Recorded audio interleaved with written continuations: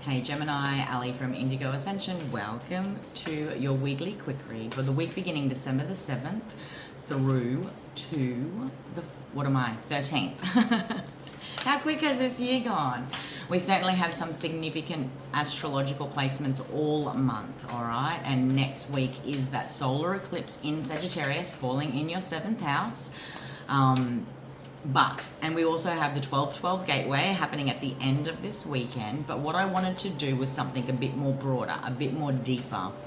In many ways, the collective are at a crossroads, okay? We are smack bang in the middle of ending an ecliptical cycle and launching a whole new one, yeah? You guys have been leading the North Node this year. Cancer was. So the last solar eclipse this year was in Cancer on June 21st. This next one will be in Sagittarius on the 14th of December. And in many ways, the collective have been releasing the final energetic cords, the final dregs, if you like, that attaches us to our karmic looping. There's been a 2-year story here. And certainly when it comes to karma and dharma, it is all about growth, creation, manifestation, okay? It's not about punishment necessarily, but sometimes I have to repeat patterns. I have to keep coming up against the same experiences so that ultimately my higher self finally gets my attention. Now, we can certainly operate in the shallows. We can certainly operate on the surface and feel like things are changing when we embark on new career paths, take up new jobs, move house, move cities. We can certainly, engage in new relationships.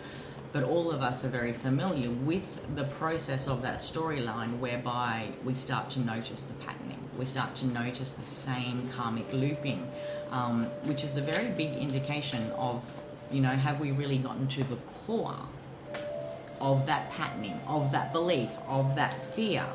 And that is the gift of retrograde cycles. We're closing off a retrograde cycle in 2020, and more importantly, it is the potent gift of ecliptical cycles, okay? They each come with their own unique themes, but when we come to this transition point, this crossroads between two ecliptical cycles, the Cancer-Capricorn one has closed off, the Gemini-Sagittarian one is launching. It's a powerful 4-year story. That shows us how far we've come, and certainly the person you are today is different to who you were 2 years ago, and the person you will be 2 years from now is going to be different again. But when it comes to karma and dharma, and when it comes to creation and manifestation, this is where we get to look in the mirror, we get to look at self, we get to look at the core, the pool of manifestation, and how that was formed, who formed that, when that was formed. And that is what we sort of shape and start to manifest our reality with. So if reality starts to look like it's a bit of a karmic loop, it's a strong encouragement to go deeper. And that's the opportunity that's presented with ecliptical cycles. That's the opportunity that's presented with retrograde seasons. So here we are at the crossroads where many in the collective will be going back, okay? As far as re-looping so that we can get deeper to the core, and certainly there are going to be many then that go up to that next level, and it's not a better than or worse than, but it's certainly like, it's all about that relationship we have with trust. It's all about that relationship we have with our intuition. When we authentically align with self, we will know what's right for us, okay? So being at the crossroads is going to be a unique story for us all. Underneath the deck, Gemini, you have the grief card.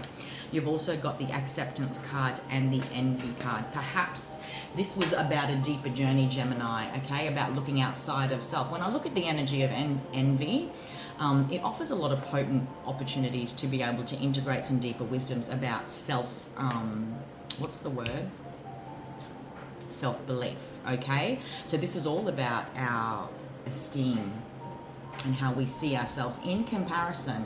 So when we're looking in the mirror, when we're looking outside of self, what other people achieve and what's happening with other people, what they've been able to obtain and create for themselves, it's very easy in our human nature to sort of engage this energy of envy.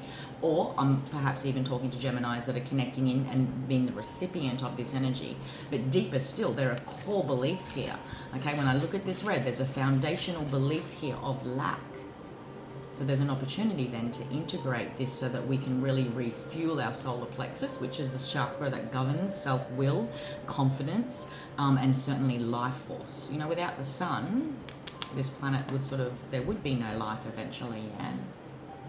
being able to look at this energy of envy and what it has taught you, how it has fueled you or not, how it has fundamentally shaped deeper core beliefs that have been built on over some time. Coming to a level of acceptance is a very humbling energy, so that we can truly see the intrinsic links, the intrinsic patterning, whether that spans the last 2 years, whether that spans your whole life. Take it however it resonates. You've got the Queen of Swords here. There's something here about building new foundations, Gemini. In order to come into the strongest essence of who you are, the Queen of Swords is you. This is you in your highest element. And certainly, you know, by the time we've journeyed the Swords gem,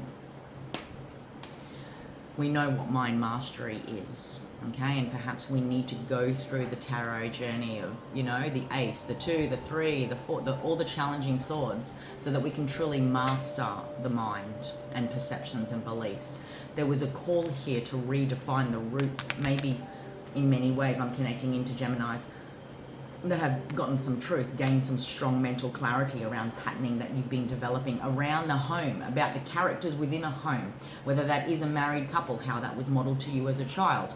Maybe this journey happened in the last 2 years out of a significant relationship where you've been able to re-establish and get crystal clear in yourself, okay, about the energies that have ultimately been shaping and molding this 10 of Cups theory. And I want to say theory because I feel I'm connecting to many, many Geminis that are redefining this in a whole new way. I said it earlier about when we're sitting on the surface, you know, with this energy of envy, okay, when we're sitting on the surface of that solar plexus, of our self-confidence, we can certainly obtain emotional fulfillment. Like what I'm feeling, Gem, is like, but are you really happy? Were you truly emotionally fulfilled anyway? There's been a redefinition here around this 10 of Cups, this family values, this significant relationship that produced children, the significant relationships in your life that were modeled to you throughout your whole life, about what this actually theoretically represents, because feeling it is something else entirely. And maybe I'm connecting into many Geminis that have come up to a whole new ball game when it comes to your 10 of Cups energy. What was it about reaching this pinnacle of the beautiful little family, the perfect family life? I feel this ecliptical cycle, and certainly since June, you have been releasing any sort of confusions, any sort of, like, I want to say toxins, because this envy card to me, like, when I feel the energy of envy, I must be brave enough to journey deeper and ask myself what that means. And that's who I feel like I'm connecting with, Gem. I feel like I'm connecting to Geminis that have gone deeper than that and asked themselves, you know what? If that's what life tells me fulfillment, emotional success looks like, and if that's not actually what I want, like, I'm connecting to Geminis that have like both sides of the coin, left a family situation, Geminis that have experienced separation, even just this redefining on very deeper levels, Gemini. And now that you guys are leading the North Nodes, it's a bigger story, okay? And I feel in many ways it's about clearing the slate of everything you've ever learned, everything you've ever been shown and decided for yourself what emotional fulfillment was. And it doesn't have to be in the realms of love and relationship, but certainly as human beings, that's where we experience our deeper understandings of emotions. We're taught to look outside of self. There's a deeper acceptance here, Gemini. And I can't get away from this dragonfly. The dragonfly energy is about seeing that 360 degrees. Like, there's this full, like, I'm feeling crystal clear clarity. It's like the light, the aha moment. And I feel in many ways, Gemini, this solar eclipse is going to be significant because it is falling in your 7th house. It is falling in your sector of partnerships, relationships, marriages, okay? Deciding what karmic looping needs to end once and for all, what needs to be eclipsed. And maybe in the last couple of years, there was this first house energy with Cancer leading the North Node, Cancer Capricorn. Maybe between 2018 to 2020, many Geminis felt there was a new beginning in some way. And this is what I was talking about. characters, people, situations can look different, feel different, and I feel like I'm finally achieving my manifestation of my ideal. But there's this patterning emerges not long into that story that we notice we're still karmically looping. That's what I feel here, Gem. That many of you have deeply integrated some deeper wisdoms this year particularly, and certainly been releasing the final dregs that the past has on you since June 21. Boji Stone, definitely masculine, feminine energy there. Duality, balance, cycle, and identity. Drawing this card signifies more balance of the feminine and masculine is required in your life. Work with the female and male energies to see where there are blocks or inequalities. Now, you guys are leading the North Node. It is a big one. The next 2 years, this really is about getting to the heart and starting foundations from scratch across your whole life. And certainly in the realms of the 7th house, this solar eclipse in Sagittarius sitting opposite you will shine a light on what's been there the whole time as far as a deeper truth. Okay, it feels big, Gemini. Hope you got something out of that, my friend. If you'd like to book a personal reading with me, you can do so by heading to the link above in the bio. And if you're watching on YouTube, you can find that same link in the description box below. Until next time, have an empowered week, my friend. Take care.